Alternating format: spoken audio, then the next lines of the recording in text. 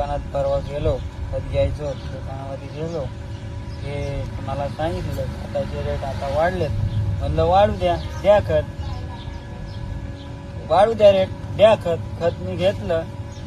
मागच्या लॉट मधली कोण होती 1600 रुपयाला कोण आणले, पण आता दुगना रेट झालाय. खता औषधाचे रेट इतके वाढलेत, 2500 रुपये खताची कोण झाली.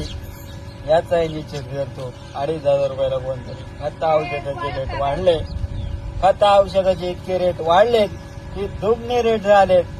आता परवडत नाही घ्यायला खता औषध. परवडते का नाही परवडत. 2500 रुपये कोण झाली. इतके रेट या सरकारने वाढवले. मला यांना एकच सांगायचंय, तुम्ही खता औषधाचे रेट वाढवता, आमच्या मालाचे रेट कधी वाढवले का तुम्ही?